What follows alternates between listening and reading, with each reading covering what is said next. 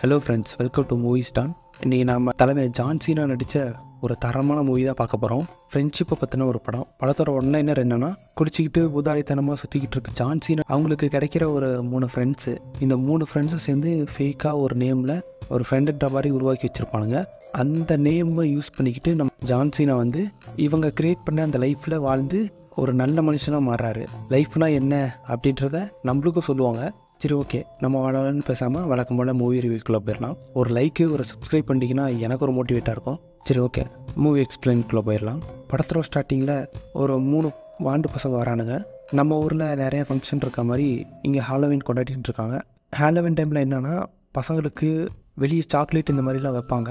எல்லாருமே டிஃப்ரெண்ட்டாக colour dress எல்லாம் போட்டுக்கிட்டு அந்த ஊரே ஒரு மாதிரி வேறு லெவலாக இருக்கும். அந்த மாதிரி பசங்க எந்தெந்த வீட்டுக்கு வெளியே சாக்லேட் இல்லையோ அந்த வீட்டுக்கு வெளியெல்லாம் போயிட்டு அங்கே இருக்க பொருளெல்லாம் உடைக்கிறது, இந்த மாதிரி சின்ன சின்ன ரகலை பண்ணுறானுங்க. இப்போ அதே மாதிரி ஒரு வீட்டை கண்டுபிடிக்கிறானுங்க. இல்லைனா வருஷம் சாக்லேட் தர மாட்டானுங்க அப்படின்னு சொல்லிட்டு அங்கே போய் லைட்டாக ரகலை பண்ணலாம் அப்படின்னு சொல்லிட்டு ஒரு பையன் நெருப்பு பற்ற வைக்கிறான். அது அவங்களால கண்ட்ரோல் பண்ண முடியாத அளவுக்கு பெருசாக பற்றி வீடே பற்றிடுது. அதுக்கப்புறம் போலீஸ்கிட்ட மாட்டிக்கும் அப்படின்ற பயத்தில் அப்போது ஒரு ட்ரிக்கை யோசிக்கிறானுங்க. என்னென்னா, ஒரு சட்டையை கழட்டி ஏதோ ஒரு வாய்க்கு வர நேமை வச்சு தூக்கி போட்டு போயிடலாம் அப்படின்னு நினச்சிட்டு ரிக்கி ஸ்டான்னிக்கி அப்படின்ற இவனுங்களே ஒரு பெரிய கிரியேட் பண்ணி அந்த இடத்துல அந்த சட்டையை தூக்கி போட்டு போயிடறாங்க. அதுக்கப்புறம் அதை வீடு எரிச்சது தெரிஞ்சு மற்ற போலீஸ்லாம் வந்து பார்த்து எப்படியோ அந்த தீயை அணைச்சிட்றாங்க. அதுக்கப்புறம் போலீஸோ ரிக்கி ஸ்டான்னிக்கி அப்படின்ற அந்த பையனை தேடுறேன் அப்படின்னு சொல்லிட்டு போகிறாங்க. பட் அந்த மாதிரி ஒரு பையனே இல்லை அப்படின்னு சொல்லிட்டு அவங்களும் வந்துடுறாங்க. இப்போது இந்த 3 பேரும் அவங்க ஒளிஞ்சிட்டு பார்த்துட்ருக்கானுங்க. ஓகே, இந்த ட்ரிக்கு நல்லா இருக்கே, எப்படியோ தப்பிச்சிட்டோம், நம்ம வீட்லேயே மாட்டல அப்படின்னு சொல்லிட்டு அப்படி ஓட்டிகிட்ருக்காங்க. அதுக்கப்புறமா வளர இவனுங்க எல்லா விஷயத்துக்கும் அந்த ரிக்கி ஸ்டான்னிக்கி அப்படின்ற அந்த பேரை யூஸ் பண்ண ஆரம்பிக்கிறாங்க. எங்கே போய் சேட்டை பண்ணாலும் ரிக்கி அப்படின்னு அந்த நேமை போட்டு விட்றானுங்க. அதுக்கப்புறம் வளர மட்டும் இல்லை, வளர்ந்து மேரேஜ் ஆகிற வரைக்குமே இதே வேலையை தான் பார்த்துட்ருக்கானுங்க. இந்த ஒயிட்டாக இருக்கிற பேர் தான் டீன். இங்கே பக்கத்தில் இருக்கவங்க தான் இவங்களோட ஒய்ஃபு. அதுக்கப்புறம் டிவியில் ஒரு ப்ரோக்ராம் போயிட்டுருக்கு. இந்த டீனோட ஒய்ஃப் என்ன ஒரு நியூஸ் ரிப்போர்ட்டர். அவங்களுக்கு இன்ட்ரெஸ்டிங்காக அந்த ஒரு நியூஸும் கிடைக்கல அப்படின்ற மாதிரி புலம்பிகிட்டு இருக்காங்க. அதுக்கப்புறம் அப்படியே பேசிக்கிட்டு இருக்க டைமில் அந்த 3 பேர் கேங்கில் இருந்த இன்னொருத்தர் வராரு. இவரோட பேர் வந்து ஜேடி. இவரும் அவரோட ஒய்ஃபும் ஜாலியாக பேசிக்கிட்டு வராங்க. அவங்க ஒய்ஃபு ப்ரெக்னெண்ட்டாக இருக்காங்க. ப்ரெக்னென்சி டைமில் நான் கண்டிப்பாக கூட இருப்பேன் அப்படி இப்படின்னு சொல்லி வழக்கமாக பேசாதே பேசிக்கிட்டு இருக்காங்க. அதுக்கப்புறம் ஒரு கால் வந்துகிட்டே இருக்குது. அட்டன் பண்ணி பேசுங்க அப்படின்றாங்க அவங்க ஒய்ஃபு. அதுக்கப்புறம் என்ன ஏதுன்னு சொல்லிட்டு அந்த டீனன்றவர் தான் அட்டன் பண்ணி பேசுகிறாரு. அவனுக்கு மறுபடியும் கேன்சர் வந்துடுச்சான் அப்படின்ற மாதிரி ஏதோ ஃபீல் பண்ணி பேசிக்கிட்டு இருக்காங்க. சரி, ஓகே, உங்களோட பெஸ்ட்டு ஃப்ரெண்டு தானே, போயிட்டு வாங்க அப்படின்னு சொல்லி 2 பேரோட ஒய்ஃபுமே அனுப்புகிறாங்க. வெளியே போய் பார்த்தா தான் தெரியுது இன்னொருத்தரும் அங்கே தான் இருக்கார். இவரோட பேர் என்னென்னா வெஸ். டீன், ஜேடி, வெஸ், இவங்க 3 பேரும் சேர்த்து தான் இந்த பிளானை போட்டிருக்காங்க. அந்த வழக்கமாக ரிக்கி ஸ்டான்னிக்கி அப்படின்ற பேரை யூஸ் பண்ணி இவங்க ஒய்ஃப்கிட்டேருந்து எஸ்கேப் ஆகி ஜாலியாக ஒரு வாரம் சுற்றலாம் அப்படின்னு நினச்சிருக்காங்க. அதுக்காக பிளானை போட்டு ஒர்க் அவுட்டும் ஆகிடுது. அதுக்கப்புறமா ஜாலியாக போய் எல்லா இடத்துலையும் சுற்றுறாங்க. ஒரு பார்ட்டியில் என்ஜாய் பண்ணிட்டு சரக்கடிக்க போய் ஆளுக்கு என்னென்ன சரக்கு வேணும் அப்படின்றத கேட்டு வெயிட் பண்ணிருக்காங்க. அந்த டைமில் யாரையோ பார்த்து வெயிட்டர் பயங்கரமாக திட்டுறாரு. திரும்பி பார்த்தா நம்ம ஜான் சீனா. இது வந்து ஸ்டாண்டப் காமெடி, சாங்கு இதெல்லாமே பண்ணிக்கிட்டு இருக்காரு. ஆனால் பெருசாக எந்த வருமானமும் இல்லை. இந்த ஃப்ரெண்ட்ஸுக்கு எங்ககிட்ட வந்து எனக்கு ஒரு ட்ரிங்க் வாங்கி தர முடியுமா அப்படின்ற மாதிரி கேட்குறாரு. ஓசிக்குடின்னு சொல்லி பக்கத்தில் அந்த வெயிட்டர் வேற பயங்கரமாக திட்டுறாரு. அதுக்கப்புறமா இவங்க தானே எனக்கு வாங்கி கொடுக்குறாங்க, உனக்கு என்னன்ற மாதிரி அவர் மறுபடியும் வெயிட்டரை பார்த்து கேட்டுட்டு அதுக்கப்புறமா இவங்க வாங்கி கொடுத்த அந்த ட்ரிங்கை குடிச்சிட்டு அந்த இடத்த விட்டு கிளம்புறாரு. போகும்போதே அவங்களோட விசிட்டிங் கார்டு ஒன்று கொடுத்துட்டு தான் போகிறாரு. அதுக்கப்புறமா இவர் போய்கிட்டே இருக்க டைமில் யாரோ இவரை ஃபாலோ பண்ணுற மாதிரி தெரியுது. அதனால் அந்த இடத்த விட்டு சீக்கிரமாக ஓடிடுறாரு. அதுக்கப்புறமா இந்த 3 பேரை திரும்ப கட்டுறாங்க. அவசரமாக திரும்ப கிளம்பி ஏர்போர்ட்டுக்கு போகிறாங்க. என்னாச்சு அப்படின்னா, அந்த ப்ரெக்னெண்ட்டாக இருந்தாங்கல்ல ஜேடி, அவரோட ஒய்ஃப் வந்து அவங்களுக்கு வந்து குழந்தை பிறந்துடுது. அங்கே போய் பார்த்தா பயங்கரமாக திட்டிக்கிட்டு இருக்காங்க ஃபேமிலி எல்லாமே சேர்ந்து. ஒரு குழந்தை பிறக்கிற டைமில் கூட விட்டுட்டு நீங்கள் எங்கே போனீங்க அப்படி இப்படின்னு. அதுக்கப்புறமா இவங்க என்ன சொல்கிறது அப்படின்னு தெரியாமல் சைலண்ட்டாக இருக்காங்க. அந்த வெஸ்ன்றவர் வந்து நாங்கள் சொன்னது எல்லாமே போய் அப்படின்ற மாதிரி ஏதோ உண்மையை உடைக்க வராரு. அந்த டைமில் தான் வந்து டீன் வந்து அந்த இடத்துல சமாளிக்கிறாரு. இல்லை, அவன் எங்ககிட்ட பொய் சொல்லிட்டான், ஆக்சுவலாக நாங்கள் பொய் சொல்லிட்டோம் அப்படின்றத அவன் ரிக்கி ஸ்டான்னிக்கி எங்கள்கிட்ட பொய் சொல்லிட்டான் அப்படின்ற மாதிரி அப்படியே பார்த்து அந்த பொய்யை டெவலப் பண்ணி எடுத்துகிட்டு போயிட்டுருக்காரு. பொய் சொல்லிவிட்டு எங்களை வந்து ஜாலியாக பார்ட்டி கூப்பிட்டு போயிட்டான், ஃபோனு சுவிட்ச் ஆஃப் ஆகிடுச்சு அப்படி இப்படின்னு சொல்லி ஏதோ சமாளிச்சிட்டு இருக்காங்க. அதுக்கப்புறமா இப்படியே சமாளிச்சிட்டோம் அப்படின்னு சொல்லிட்டு வெளியே வராங்க. நீ எதுக்கு எல்லா உண்மையை உடைக்க பார்க்குறேன் அப்படின்னு சொல்லி வெளியே கூப்பிட்டு வந்து திட்டுறாங்க. அதுக்கப்புறம் எப்படியோ அந்த இடத்துட்டு சமாதானமாகி நீ பொய்யை வளர்த்துக்கிட்டே இருக்க, ஆனால் ஒரு நல்லதில்லை அப்படின்னு சொல்லி அவர் ஃப்ரெண்டு சொல்லிட்டு போகிறாரு. அந்த இடத்துட்டு அப்படியே கிளம்பிடுறாங்க. அதுக்கப்புறமா அந்த பிறந்த குழந்தைக்கு சுன்னத் அப்படின்ற ஃபங்க்ஷன் வைக்க போகிறாங்க. ஸோ அதனால் வந்து கண்டிப்பாக உங்கள் ஃப்ரெண்டை நான் பார்த்தே ஆகணும் அப்படின்னு சொல்கிறாங்க. ஏன்னா இவங்க ஒரு டைம் கூட அந்த ரிக்கி ஸ்டான்னிக்கின்ற அந்த ஃப்ரெண்டை கூட்டு வந்து காட்டினதே இல்லை. அவர் பேரை சொல்லிட்டு மட்டும் அடிக்கடி காணாமல் போகிறாங்க. ஸோ அதனால் கண்டிப்பாக நான் அவங்கள பார்க்கணும் அப்படின்ற மாதிரி எல்லாருமே ஸ்ட்ரிக்டாக சொல்லிக்கிறாங்க. அதனால் வேறு வழி இல்லாமல் இவங்கெல்லாம் சேர்ந்து என்ன பிளான் பண்ணுறாங்க அப்படின்னா, ஜான் சீனாவை வந்து ஃபோன் பண்ணி கூப்பிடலாம். ஏன்னா ஒரு ஸ்டாண்டப் காமெடியன் ப்ளஸ் ஆக்டர் அப்படின்ற மாதிரி சொல்லிட்டு சுற்றிட்டு இருக்காரு. ஸோ அதனால் வந்து அப்படி பண்ணிக்கலாம் அப்படின்னு சொல்லிட்டு அவருக்கு ஃபோன் பண்ணி கூப்பிட்றாங்க. அவர் என்னன்னு பார்த்தா ஜாலியாக அங்கே அவரோட ஸ்டாண்டப் காமெடி அப்படின்ற பேரில் போட்டு எல்லாரையும் அறுத்து போட்டுட்ருக்காரு. அதுக்கப்புறமா திடீர்னு யாரோ அவங்க 2 பேரை தேடி வரதை பார்த்துட்டு அந்த இடத்த விட்டு ஓடுறாரு. அவங்க இவரை அட்டாக் பண்ண வர மாதிரி தெரியுது. அதுக்கப்புறமா ஓடிக்கிட்டு இருக்கும்போதே ஒரு சரக்கு பாட்டில் எடுத்துகிட்டு போகிறாரு. அது உழுந்து உடஞ்சிடுது. அதுக்கப்புறமா ஃபோனில் பேசுகிறாரு. இந்த 3 ஃப்ரெண்ட்ஸ் கூப்பிட்றாங்க. அதுக்கப்புறமா டீனை காட்டுறாங்க. அவரோட ஒய்ஃப் தான் இந்த ரிப்போர்ட்டர் ஆச்சே. ஒரு டக்கு முட்டை வைக்கிறதுலேருந்து அது என்ன பண்ணுதுன்ற மாதிரி ஒரு ஸ்டோரி ரெடி பண்ணிட்டுருக்காங்க. அது எவ்வளோ நேரம் நிற்கிதோ அவ்வளோ நேரம் நானும் நிற்கணும் அப்படின்ற மாதிரி நின்றுருக்காங்க. இதெல்லாம் பார்த்து போர் அடிச்சுட்டு அந்த டீன் வந்து நாயை திறந்துடுறாரு. அதுக்கப்புறம் அதை போய் துரத்தோன்னு பார்த்தா அந்த நாயை பிடிச்சி தண்ணியில் இழுத்து விட்ருது. அதுக்கப்புறம் அந்த நாயை காப்பாற்றிட்டு அந்த இடத்த விட்டு அந்த டீனும் கிளம்பிடுறாரு. அந்த டக்கு மறுபடியும் போய் அதே இடத்துல படுத்துக்குது. அதுக்கப்புறமா இந்த ஃபங்க்ஷனுக்கு வந்த ஜான் சீனாவை இவங்க பிக்கப் பண்ண வராங்க. அவர் வரும்போதே ஏதோ ட்ரக் அடித்த மாதிரி வராரு. என்ன ட்ரக் அடித்தா என்ன சொல்லு உண்மை சொல்லு அப்படின்ட்டாங்க. இல்லை நான் 3 நாளாக ட்ரக்கு யூஸ் பண்ணல, அதனால தான் நான் இப்படி இருக்கேன் அப்படின்ட்டாரு. அதுக்கப்புறமா ரிக்கி ஸ்டானிக்கினா இப்படி இருப்பான் அப்படின்ற மாதிரி ஃபுல் ஸ்டோரியும் எக்ஸ்பிளைன் பண்ணி ஒரு டைரி இருக்கும். இதை நீ ஒழுங்காக தெளிவாக படி அப்படின்ற மாதிரி அதெல்லாம் இதுக்கு முன்னாடி கொடுத்துருப்பாங்க. அதை வந்து அவர் படிச்சிட்டேன் வேணாம் பார்த்துக்கிறேன் அப்படின்ட்டாரு. அதுக்கப்புறமா இவரை குளிக்க வச்சு கூப்பிட்டு வர சொல்லி அந்த பெஸ் அப்படின்ற ஒரு கூட அனுப்புகிறாங்க. ஆக்சுவலாக இவர் இந்த இடத்துல தான் சொல்கிறாரு இவர் ஒரு கே அப்படின்ட்டாரு. அந்த ஸ்டார்டிங்கில் பார்த்துருப்பீங்க அவரும் இவரும் லவ் பண்ணிட்டு இருப்பாங்க. அதுக்கப்புறம் 2 பேருக்குள்ளேயும் ஒரு மியூச்சுவல் அண்டர்ஸ்டாண்டிங் இல்லாதனால இப்போ பிரிஞ்சு தான் இருக்காங்க. இவருக்கு வந்து சரியான வேலை இல்லை, அதுதான் முக்கியமான காரணம் பிரிஞ்சிருக்க. அதுக்கப்புறமா ஜான் சீனா தான் நிறைய அவருக்கு அட்வைஸ்லாம் பண்ணுறாரு. ரொம்ப ரியாலிட்டியாக பேசுகிறாரு. இவர் பேசுகிற நிறைய விஷயங்கள் அவருக்கு மனசு ஆறுதலாக இருக்குது. அதுக்கப்புறமா அந்த சீனை நெட் பண்ணி அடுத்த சீனில் அந்த சுன்னத் ஃபங்க்ஷனுக்கு எல்லோரும் வந்திருக்காங்க. நம்ம ஜான் சீனாவை கூப்பிட்டு போயிட்டு இவர் தான் ரிக்கி ஸ்டானிக்கி அப்படின்னு எல்லாருக்கும் அறிமுகப்படுத்தி வைக்கிறாங்க. ஒவ்வொருத்தரும் இவங்க சொல்கிறது பொய் அப்படின்றத நிரூபிக்க அந்த ரிக்கி ஸ்டானிக்கி நோண்டி பார்க்குறாங்க. கேள்வி கேட்குறது, அதுக்கப்புறம் நீ என்னைக்கு என்ன பண்ண, நீ எங்கே போன அப்படின்ற மாதிரி திருப்பி குறுக்கு கேள்வியை கேட்டுட்ருக்காங்க. எல்லாத்துக்கும் ப்ராப்பராக நம்ம ஜான் சீனா ஆன்சரை போடுறாரு. அதனால் எல்லாருமே வாயை புழக்கிறாங்க. அதுக்கப்புறமா ஜேடியும் டீனும் ஒரே கம்பெனியில் ஒர்க் பண்ணுறாங்க. அந்த மேனேஜர் இவங்களுக்கு தெரியாமல் இன்வைட் பண்ணிடுவாங்க. ஸோ அதுக்கப்புறம் அந்த மேனேஜரும் வராரு. மேனேஜரும் வந்து நீ தான் ரிக்கி ஸ்டானிக்கியா அப்படின்னு சொல்லிட்டு இவர் பயங்கரமான கொஸ்டின்லாம் கேட்குறாரு. இவங்க ஒரு ட்ரேடிங் கம்பெனி மாதிரி வச்சுருக்காங்க. அதில் அந்த ட்ரேடிங் பற்றி கொஸ்டின் கேட்டாலும் பயங்கரமாக ஆன்சர் பண்ணுறாரு. அதனால் இந்த மேனேஜருக்கு நம்ம ஜான் சீனா ரொம்ப பிடிச்சி போயிடுது. 2 பேரும் கான்டாக்ட் ஷேர் பண்ணிக்கிறாங்க. அதுக்கப்புறம் ஜான் சீனா ஒரு ஓரம் பண்ணிட்டு இருக்கும்போது அந்த வெஸ்டர் காரில் அவரோட லவ்வர் வந்து பேசுகிறாரு.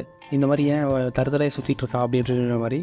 இல்லை அவர் வந்து ஒரு புக் எழுதிட்டு இருக்காரு அப்படின்னு சொல்லி இந்த பக்கமும் ஒரு மாதிரி பாசிட்டிவாக பேசி வைக்கிறாரு நம்ம ஜான் சீனா. அதுக்கப்புறமா இன்னொரு ஆள் புதுசாக வராங்க. அவரை பார்த்தோன்னா ஐயோ இவன் வந்து மொத்தத்தையும் கெடுத்துருவானே அப்படின்ற மாதிரி ரொம்ப பயப்படுறாங்க. அதனால் நம்ம ஜான் சீனாவை வந்து ஒரு ரூம்குள்ளே போய் ஒளிஞ்சிக்க சொல்கிறாங்க. அதுக்கப்புறம் அவர் ஒளிஞ்சதுக்கப்புறமா இவங்க இந்த ஆளை மயக்க மருந்து கொடுத்து தூங்க வச்சிடலாம் அப்படின்னு நினைக்கிறாங்க. அதனால் தனியாக ஒரு ரூம் கூப்பிட்டு போயிட்டு ஒரு பாட்டிலேருந்து ஒரு பில் எடுத்து போடுறாங்க. கேட்ச் பிடிச்சிங்கன்னா உங்களுக்கு பணம் கொடுக்குறோம் அப்படின்ற மாதிரி ஒரு கேமை க்ரியேட் பண்ணுறாங்க இவங்களே. ஆனால் எதிர்பாராத விதமாக நான் உன்னை விட செம்மையாக கேட்ச் பிடிவா அப்படின்னு சொல்லிட்டு அங்கே சுன்னத் பண்ணுறதுக்கு வந்திருந்த அந்த ஃபாதர் பிடிச்சிடறாரு. அதனால் இன்னும் கொஞ்ச நேரத்தில் இவர் மயங்க போகிறாரு. அப்புறம் சுன்னத்து நடந்துட்டுருக்க அந்த பாதி டைம்லேயே அவர் அப்படியே தூங்கி கீழே விழுந்துடுறாரு. அதுக்கப்புறமா அந்த ப்ராசஸ் பார்த்துட்டே இருந்ததுனால ஒரு ஹாஸ்பிட்டலுக்கு கூப்பிட்டு போகலாம் அப்படின்னு நினைக்கிறாங்க. பட் என்னதான் இருந்தாலும் உங்கள் ரிக்கி ஸ்டானிக்கு கூப்பிடுங்கப்பா, அவர் தான் இதில் கை தேர்தலாச்சு அப்படின்னு இதுக்கும் ஒரு உல்ட்டா விட்டு வச்சுருப்பானுங்க போல். ஆனால் இந்த ஃப்ரெண்ட்ஸுக்கு தான் தெரியும் இது ஒன்றுத்துக்கும் பிரோஜனம் இல்லை அப்படின்னு சொல்லிட்டு. பட் என்னதான் இருந்தாலும் சமாளிக்கணும்ல. இல்லை அப்படின்றாங்க. பட் இருந்தாலும் அங்கே இருந்தவங்க எல்லாரும் இல்லை அவரை கூப்பிடுங்க அப்படின்ற மாதிரி பேசி கடைசியாக நம்ம ஜான் சீனா போயிட்டு அப்படியே அந்த இடத்துல சுன்னத் பண்ணி அதை எப்படியும் ஈஸியாக பண்ணி முடிச்சிடுறாரு. அதனால் எல்லாருமே ஹாப்பி. அதுக்கப்புறமா இவங்க பேசின பணத்தையும் கொடுத்து நம்ம ஜான் சீனாவையும் இந்த இடத்த விட்டு அனுப்பிச்சி வச்சிடுறாங்க. அதுக்கப்புறம் இது எப்படியும் சமாளிச்சிட்டோம் அப்படின்னு சொல்லிட்டு ஜாலியாக போய் நைட்டு சரக்கை போட்டு காலைல கம்பெனிக்கு போகிறாங்க. அங்கே போனால் அந்த மேனேஜர் 2 பேரையும் கூப்பிட்டு கம்பெனியை இப்படி போயிட்டுருக்கு அப்படின்னு ஏதோ பேசிகிட்டு இருக்காரு. அதுக்கப்புறமா எனக்கு உங்கள் ஃப்ரெண்டு ரிக்கி ஸ்டானிக்கு ரொம்ப பிடிச்சிருந்துச்சி, அதனால் அவரை ஹையர் பண்ணேன் அப்படின்றாங்க. அங்கே போய் பார்த்தா அவருக்கு ஒரு தனி ரூமெல்லாம் கொடுத்து இவங்களை விட அதிக சேலரிக்கு வேலைக்கு வச்சுருக்காரு. 2 பேரும் பயங்கர வெக்ஸ் ஆகிடுறாங்க. அதுக்கப்புறமா அதே ஆஃபீஸில் தான் நம்ம டீனோட ஒய்ஃபும் வேலை செய்கிறாங்க. அதுக்கப்புறம் ரிக்கி ஸ்டானிக்கு நான் பார்க்கணும் அப்படின்றாங்க. இவருக்கு தூக்கி வாரி போடுது. அதுக்கப்புறமா வெளியே பார்த்தா கரெக்டாக நம்ம ஜான் சீனாவும் போயிட்டுருக்காரு. நான் அவரை பார்த்து பேசிக்கிறேன் அப்படின்ற மாதிரி விட்டுட்டு அவங்க ஒய்ஃபு ஓடுறாங்க. அதுக்கப்புறம் இவருக்கு என்ன பண்ணுறதே தெரில. அப்படியே டீன் வந்து ஜேடியை கூப்பிட்டுக்கிட்டு 2 பேரும் வெஸ்ஸை கூப்பிட்டு பேசலான்னு போகிறாங்க. அவர் பயங்கர ட்ரக்கில் அடிக்டாக இருக்கார். அதுக்கப்புறம் இவங்களுக்கு என்ன பண்ணுறதுன்னு தெரியாமல் அடுத்தடுத்து என்ன நடக்குதோ அதுக்கு தகுந்த மாதிரி இவங்களும் அந்த வழியிலேயே போயிட்டுருக்காங்க. அதுக்கப்புறம் அவுட்டிங் மாதிரி போகிறாங்க எல்லோரும் சேர்ந்து. அங்கே போன உடனே நம்ம ஜான்சினாவுக்கு வந்து அந்த ஆஃபீஸில் வேலை செய்கிற ஒரு பொண்ணு பிடிச்சிருக்கு. அதுக்கப்புறம் 2 பேரும் ரொம்ப ஜாலியாக பேசிகிட்டு இருக்காங்க. இதெல்லாம் பார்த்து அந்த 2 பேரும் ரொம்ப கடுப்பாகிறாங்க. என்னடா. அதுக்கப்புறமா அடுத்த நாள் ஆஃபீஸ் மீட்டிங் நடக்குது. அந்த இடத்துல வந்து அந்த மேனேஜர் பேசுகிறத வீடியோ எடுக்கிறாரு. அதுக்கப்புறமா நம்ம டீன் காரணமே இல்லாமல் எப்படியாவது வேலையை விட்டு அனுப்பணும்னு நினச்சிட்டு அவரை கை காட்டி அவருக்கு தான் எல்லாமே தெரியுன்ற மாதிரி ஒரு கேள்வியை போட்டு விட்றாரு. அதுக்கப்புறமா ஜான்சினா ஏதோ சொன்ன போய் மழுப்புறாரு. பட் என்னதான் இருந்தாலும் அந்த டீனுக்கு இவர் சம்மந்தமே இல்லாத சொன்ன ஆன்சர் கூட பிடிச்சிருது. அதுக்கப்புறமா ஓகே, இவர் சொன்னது ஓகே தான் அப்படின்ற மாதிரி நினச்சிட்டு நிறைய சேவை பண்ணலாம் அப்படி இப்படின்னு இவர் பேச ஆரம்பிக்கிறாரு. அதுக்கப்புறம் இந்த இடத்துலையும் இவங்களுக்கு நோஸ் கட் ஆயிடுது. அதுக்கப்புறமா அந்த மீட்டிங்க்கு அப்புறம் நம்ம ஜான்சினாவை இவரோட பர்சனல் செக்ரட்டரியாகவே ஆக்கிட்டு போயிடுறாரு அந்த மேனேஜரு. அதுக்கப்புறம் இவங்களுக்கு ரொம்ப கடுப்பில் இருக்காங்க. அதுக்கப்புறமா ஜான்சினா போயிட்டு அவர் எடுத்து அந்த வீடியோ போட்டு காட்டி இவர் ஏன் ஹிட்லர் மாதிரி பேசுகிறாரு, அதனால தான் ஒவ்வொரு மீட்டிங்கும் ஒர்க் அவுட் ஆக மாட்டேங்குது, இதை போய் யாராவது அவர்கிட்ட சொல்லுங்கள் அப்படின்ட்டாரு. அதுக்கப்புறம் இல்லை நாங்கள் எதுவும் சொல்லலை, நீயே போய் சொல்லு அப்படின்றாங்க. இவங்களுக்கு என்னென்னா இந்த வீடியோ காட்டின உடனே அவர் எப்படினாலும் வேலையை விட்டு தூக்கிடுவார்னு நினைக்கிறாங்க. பட் அங்கே நடந்ததே வேறு. இவர் போய் அங்கே பேசிகிட்டு இருக்கும்போதே கரெக்டாக இவங்களையும் கூப்பிட்றாங்க. அப்புறம் அங்கே போனால் நீ ஏன் இவ்வளோ நாள் என்கிட்ட இதை சொல்லவே இல்லை, அப்புறம் இன்வெஸ்ட் பண்ணுறவங்களாம் எப்படி பண்ணுவாங்க அப்படின்னு அந்த மேனேஜர் கேட்குறாரு. அதுக்கு வந்து இவங்க ரொம்ப யோசிச்சுட்டு இதெல்லாம் சின்ன விஷயம் நினச்சோம் அப்படின்றாங்க. அதுக்கப்புறம் எப்படியோ மழுப்பி சமாளிச்சுட்டு ஜான்சினாவோட விட்டுறாங்க. அதுக்கப்புறம் அந்த மேனேஜருக்கு இன்னும் ஜான்சினா மேலே அதிக மதிப்பு வருது. இதெல்லாம் பார்த்துக்கிட்டே இருந்து பொறுக்க முடியாத அந்த டீன்றவர் தனியாக ரூம்குள்ளே கூட்டு போயிட்டு நான் தான்டா உன்னை உருவாக்கினேன், நீ என்னடா எனக்கே ஆப்பு வைக்கிற மாதிரி பண்ணிருக்க அப்படி இப்படின்றாரு.